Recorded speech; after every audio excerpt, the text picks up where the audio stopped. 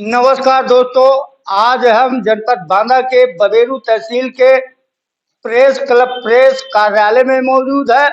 हमारे साथ सरदार सेना के दैनिक आज के तहसील संवाददाता संदीप पटेल मौजूद है। हमारे साथ राम निवाज अधिवक्ता मौजूद है। अब वो जान बताएंगे कि ये बजट जो छठवां बजट वित्त मंत्री द्वारा निर्मला सीतारमण के द्वारा पेश किया गया है, छठवां बजट वो कितना फायदेमंद है किसानों के लिए, छात्रों के लिए, उद्योग के लिए। अब वो बताएंगे कि बजट में एससी के लिए, बैकवर्ड के लिए क्या दिया गया है। अब वो जानकारी बताएंगे। हमारे साथ पहले दैनिक आज के संदीप सिंह पटेल जुड़ रहे हैं, वो बताएंगे। जी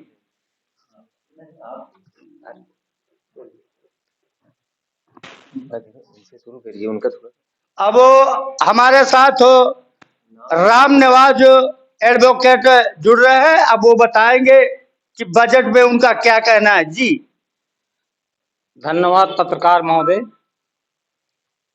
भारत का जो संविधान है, समता, समानता, बंधुत्व, भाईचारे पर आधारित समाज व्यवस्था की स्थापना करना है।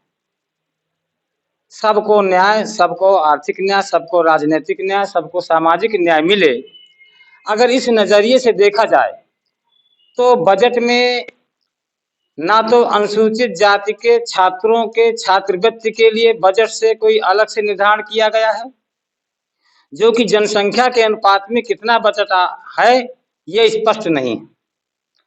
ओबीसी जिनकी आबादी 52 से कहीं ज्यादा है, उन छात्रों के छात्रवृत्ति के लिए कोई स्पष्ट बजट नहीं किया गया है।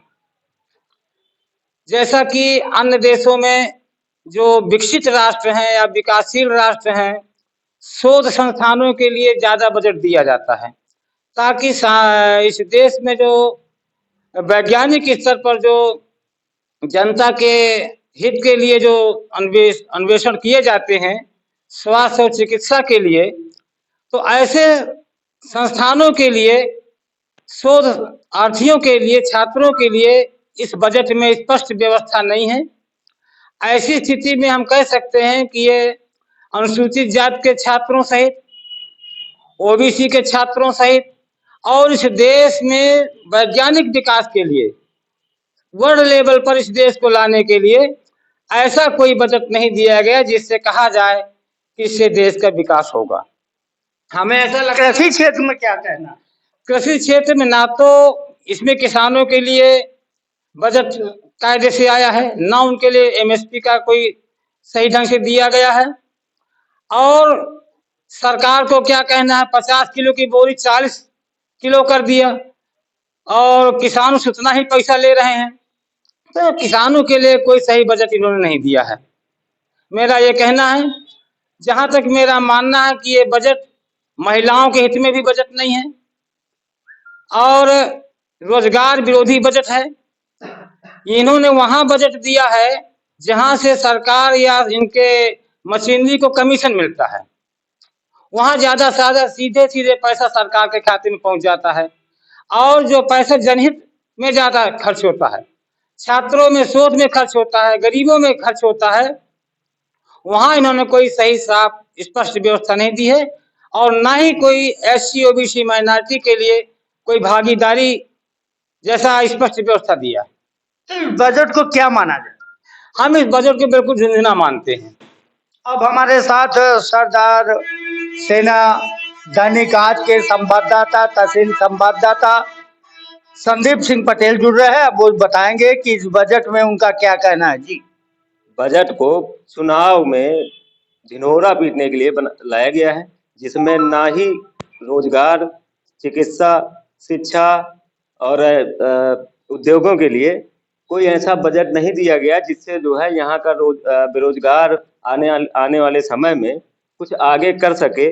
और चिकित्सा के नाम पर जहाँ शोध संस्थान खोलने चाहिए, चिकित्सा में तो कहीं 1% बजट में कुछ रखा नहीं गया।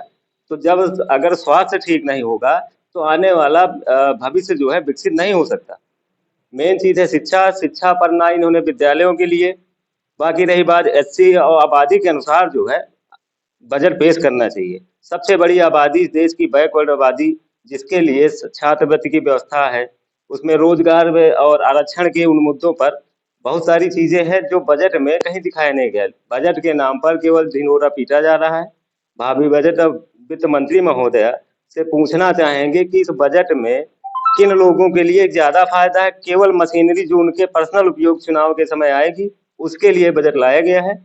इस बजट को ये कहा जा सकता है कि झुंझुना पकड़ा दिया गया है लोगों को, और इसके जरिए चुनाव में अपना वोट मजबूत किया जाए। जनता को झुंझुना पकड़ाया जा रहा है, वोट मजबूत किया जा रहा है।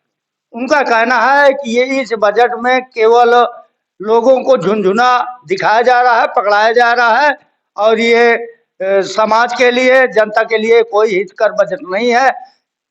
नथु प्रसाद पटेल, बांदा।